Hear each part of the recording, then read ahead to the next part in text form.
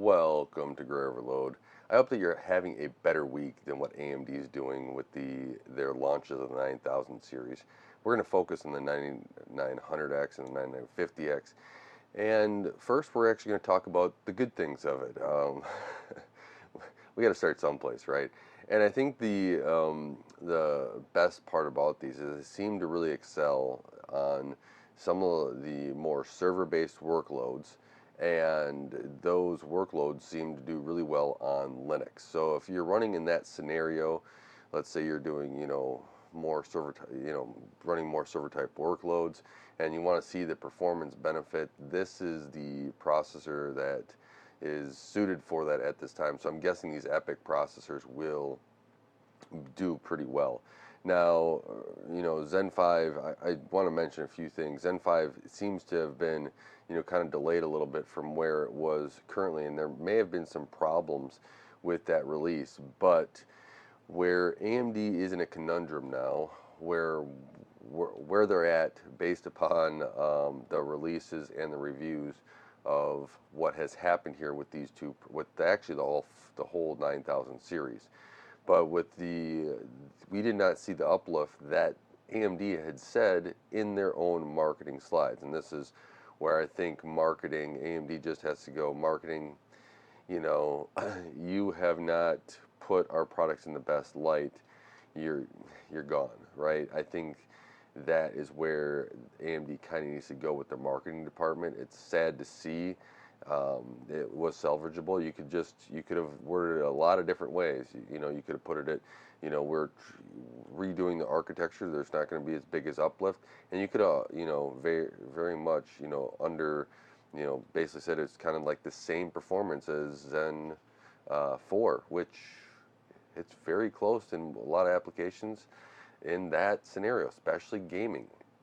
And when you're sending it to reviewers in gaming, they expect to see a bump up. Now, the interesting fact is that, or interesting part, I should say, is that a lot of talk has been talking about how there's a problem in Windows. Now, even before I've started doing videos, I've had a problem with the Windows scheduler in general. So that's my take on it, is that there's always been a problem in Windows, but here they're claiming that there might be a problem with admin accounts and using the actual local admin versus you having an admin local account. There's different stuff there.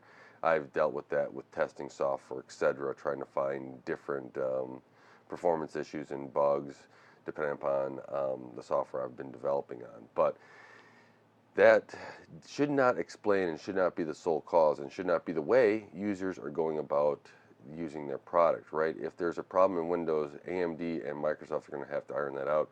And if you've seen some of Microsoft videos lately and think of what I think how they're working on the kernel, you know that that's not a likely result happening anytime soon. But just sticking to AMD, I think that they're going to have to figure out what went wrong with the Zen 5 launch along with the development cycle, because there had to be a miscommunication someplace inside AMD. Execs thought, when we're taking the marketing slides, of how good this product was going to be. And where did the execs get that information from? Is that from marketing, or was that from the Zen 5 team? Now, was the Zen 5 team using some of the latest architecture code for these architectures, or was it something else? Go check out Moore's Law is Dead video. He had some interesting quotes in there, and I encourage you to draw your own conclusions and post them in the comments below here if you want, of what your thoughts are. I'm still trying to understand why there was such a big communication issue between maybe the engineering team, marketing, and execs. Now, one thing what Moore's Law is Dead in his video does mention is that there may be a fix, there may not be a fix. But one thing I think AMD needs to do is when the 800 series boards come out, they should have X3D and everything at or below the same price point that these processors are at.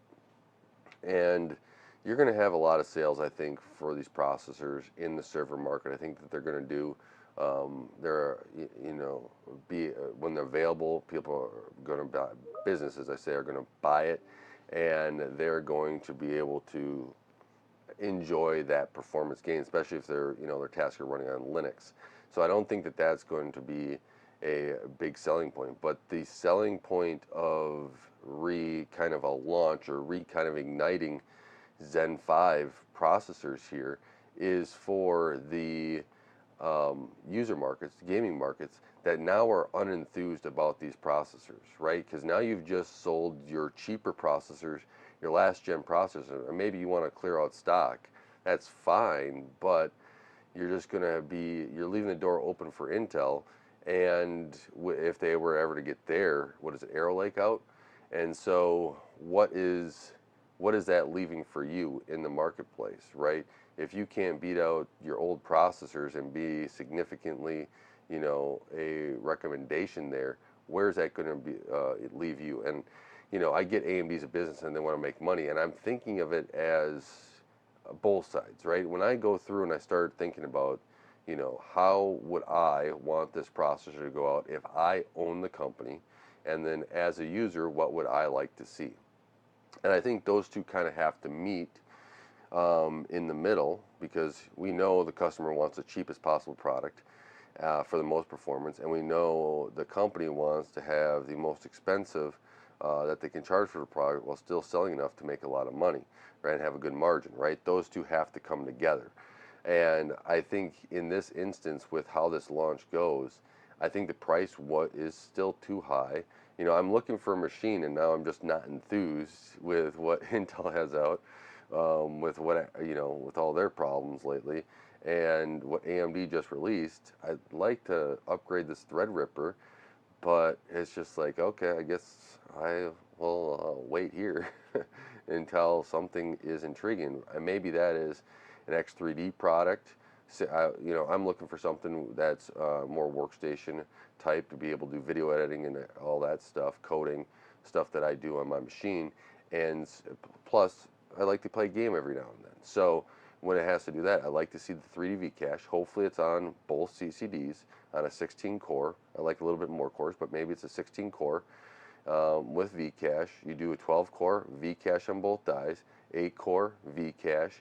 If you have to respin and you find a bug, make it a revision, maybe it's a plus architecture or whatever else, and if there's a bug or something, and get this ironed out. Maybe it's microcode updates, maybe it is software and Windows updates, or Linux updates, even if there might be a performance gain there. So there's a lot to kind of see where this is going.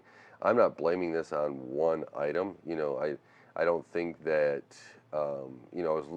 Hardware Unboxed had the whole Windows admin account thing, and it's just a Zen problem with the admin account. Is it also on Intel? I don't know. I think that there is something there just in general, with admin accounts and a local admin account, the official hidden admin account in Windows and not. So this is kind of a fumbled launch from AMD, and I know, I've watched their fumbled launches here quite recently, right? They fumbled the 7900 XT. They fumbled the 5900 XT processor, and now they're fumbling the Zen 5 launch. So you've had these multiple fumbles of these launches in the consumer market, and that kind of shows me that you have something wrong in the communication and in the company as a whole. And I think it kind of lands on marketing, because they're the ones that get the materials out. And engineering, if there's a problem there, those engineers they're not really engineers, in my opinion, right? As engineers, we're trying to put and just say, this is what the product does. This is, in these parameters, this is exactly what it does. And in my opinion, AMD, that there's a problem with the admin account and using that. You should not be running your test as in that account. That's fine if you're trying to diagnose a bug and get Microsoft to fix it, but then you have to go back and test of how a user would be able to do it. There's a a lot of stuff I could get into testing that would probably bore everybody else. But, in my experience of what I've done is that you have to replicate as close to the user as possible. The whole idea of now this core parking being a part of the 9000 series, it was already stupid. I get you get performance here, but it's stupid to have to go through that and reinstall Windows for a processor to work, right? That should not be a technique. And is this the fault of just AMD? No, it's also fault of Microsoft. But you should be able to swap hardware and it not have to have a reinstall here. And part of this is I think AMD doesn't do a great job with their chipset drivers of how it uninstalls and reinstalls and make sure it has the checks to make sure that everything is enabled for that processor. And that's something that can be tested and fixed. And then I also think that Microsoft isn't great when it updates and it's taking care of things and making sure that fixes stay inside of Windows when something's fixed and getting that schedule right. So I think, overall, AMD, while there can be things in Windows that helps, right? We have to kind of work with what we got. And we've known this for years, and it's been this way for years, so we can't just give it up and go. But I think with where AMD's at, they have to start looking internally of what went wrong with Zen 5 and make significant changes, which means if there's tribalism or whatever else, you got to get rid of that, right? You got to say this is the way it is, and we are making the best products possible to compete in the market. We want to make sure that we are leaders in this market. We will act like that instead of acting like somebody that is in third or fourth place trying to, show off something and be better than what they are, and then people forget about you. This is, kind of it's not even playing second, it's playing like third or fourth, which I don't get why AMD's even doing that. When you're second, you're trying to go for first. And it seems like AMD's trying to go for fourth place and not be in the conversation.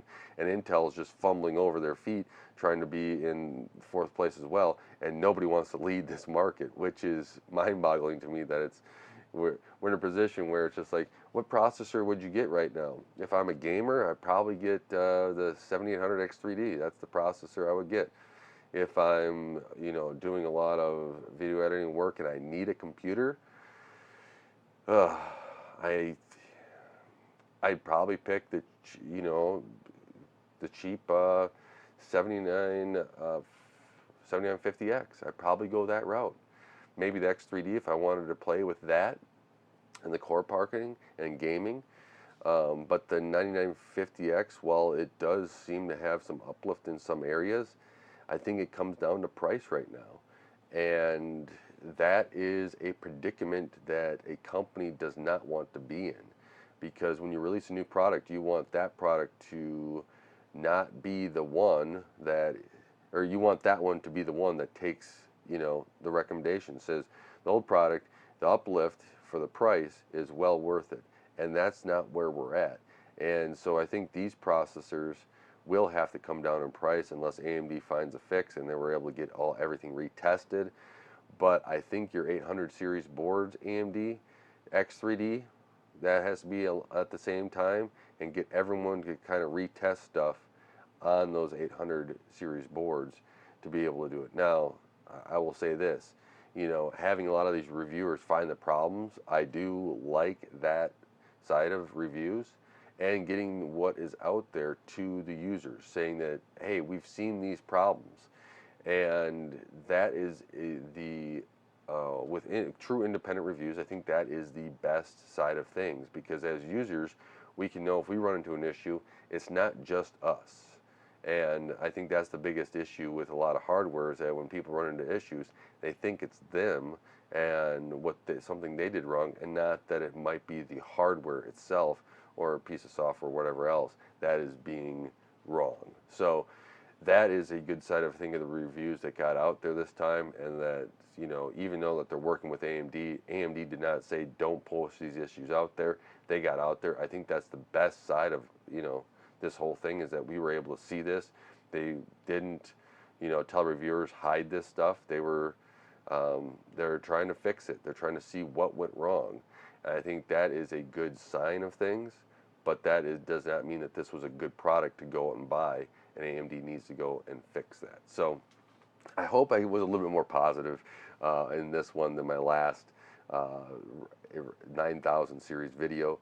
But yeah, I think they missed the mark on this one, especially with what they said. I think AMD just has to start under promising and over delivering in their slides immensely, and marketing just has to get that through their heads. And if that marketing team is not willing to do that, and we've seen multiple instances of that, I think that you need to get at least new leadership in the marketing team to be able to do that, and that has to be a directive right from the top down.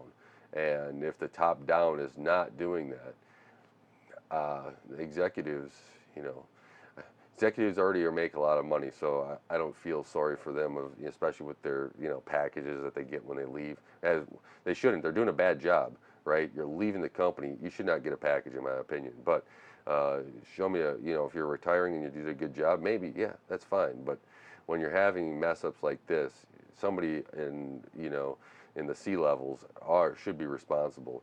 And if they're not making corrections like this, maybe it's time for them to go as well. So I can see where they're kind of wanting to go with this. Hopefully AMD fixes themselves. I know that they have leapfrogging teams for like Zen 6, so maybe a lot of these issues are not part of the Zen 6 side of things, but they have to get together and not they realize that all the code together, the whole company working together in unison is making a better product, and we all work together for that.